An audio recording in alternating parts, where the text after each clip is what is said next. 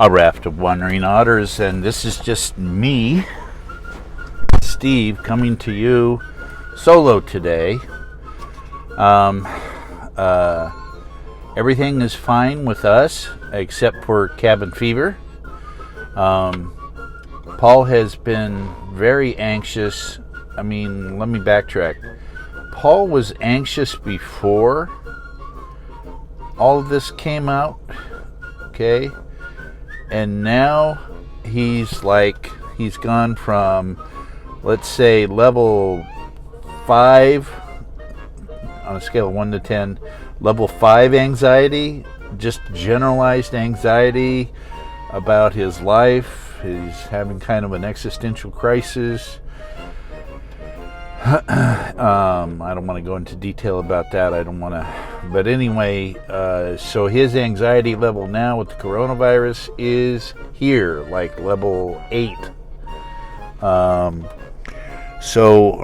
maybe a 7. Doctors making some adjustments to meds, anyway, Paul's fearful even to go for a walk outside, and then he, just sort of amplifies his cabin fever that's going on right now. But anyway, he's hanging in there. We're all hanging in there. We have to be extra careful because Susan is recovering from cancer treatment, and that means her immune system is a little more down than most people. So we are taking it one step at a time. I need to go to the doctor's office and get x-rays, and or not the doctor's, but anyway, a medical facility to get some x-rays. And while I'm out and about, I'm going to see what I can see at Costco and maybe grab a few supplies. If not at Costco, then I'll swing back by a grocery outlet. I don't hold out a lot of hope because people are hoarding stuff, even stuff that's perishable, they're hoarding. So just a little news flash. Chlorine, Clorox, has a shelf life, like maybe 6 months. Milk, of course, has a shelf life of maybe 2 weeks if you get it, depending upon the date. So eggs, shelf life of maybe a month and a half, and that's if they're refrigerated. So I don't know what people are thinking. I don't know what they're doing, but anyway, I think people are just trying to do what they can to prepare for the worst, and that's not an all bad thing.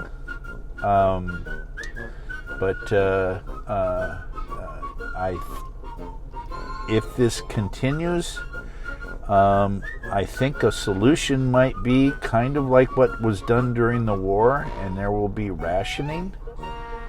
And I'm just waiting any day now. We're going to get our rationing coupons in the mail for gas and everything else. So we'll see what happens.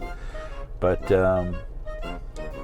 I think what people might need to worry about as much as the coronavirus is the possible economic effects. And I think that's why everybody's kind of trying to balance things out without, instead of an outright quarantine, no, you can't go out. Well, you can go out for essential items. You can do email. There's already a lot of leisure industries that are being severely impacted. I know our gym's closed. So anyway, I'm rattling on. We're going to get through this. We will conquer this. I will remind everybody that the Spanish flu had 0 vaccines available, and healthcare at that time was, I want to say, anywhere from 40 to 50% less effective during that crisis. Also, immunology has become a big thing, a much more exacting science, and I really think that this is the smart thing to do, but it is so frustrating, especially for some people that don't deal with frustrations very well. So my love and encouragement to all of you out there struggling with this. I also want to extend my appreciation to all the people that are doing their jobs in delivering goods and services in this meantime, because I know that who knew it would take an act of bravery to show up to work, but I think their risk might be minimal, but if you think about it, if we're wiping down boxes that come to us through the mail, are they wiping every box that comes into the stores, or are they just wearing gloves and respirators? We'll get through this. It's not going to be easy. I think it's going to get tougher before it gets better, but I know we will conquer this. So hang in there. Let's keep our spirits up. Raft wondering Otters, come see what I see today. Well, I'm here at the medical facility where I'm going to have some x-rays done. That part of the facility is a gym. That's very empty. I have never seen so few cars here on a weekday at this time of day. It's about, 10:30? Now, probably a lot of the employees are parking up there, but where the patients and gym members come, gee whiz. Yep. Okay, I just got out of x-ray here at the medical facility, and I want to itch my nose, but I'm not supposed to, but my hands are sanitized, so I don't know. Anyway, I would rather have the x-ray technician have been wearing a mask and not got so close to me when he was talking, but I think this is especially tough for people that are huggers and compassionate, and that's how they show their concern and sympathy for others, and I know this is really a tough thing to get past, but anyway, I made it. I'm out. Got my x-rays done, and now I'm going to try a little bit of shopping. So we'll see what happens. Come see what I see.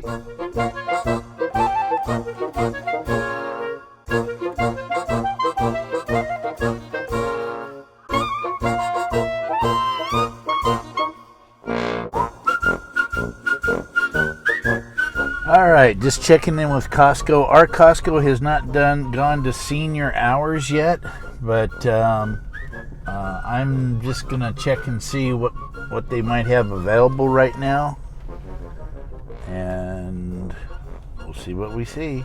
I'm gonna leave the cell phone out in the car here, my camera, because I don't want to get it exposed. Okay, miracles do happen. I just went into Costco, not really with a plan, not during senior shopping. Just thought I'd poke my head in here after my x-rays, and guess what? They had angel music, toilet paper. Oh, don't tell Susan they had Charmin later. I just didn't see it. She prefers Charmin. But you know what? I think she can make a sacrifice. And then paper towels. And of course some other essentials. They didn't have russet potatoes, but they did have red potatoes. And other than a few restrictions on how much you could buy, you could only get one package of the toilet paper. Everything was a go. I very happy. So good for Costco. Bless your hearts. They could be ratcheting up the prices of a lot of this stuff. That would control the inventory, right? So Costco's not doing that. They're taking the high road. All the employees are taking necessary precautions, but God bless them all, and love this place. And we'll catch you in the next one. Raft of Wandering Otters, celebrating toilet paper. You know what? I might TP the house. What the heck? Yee-haw!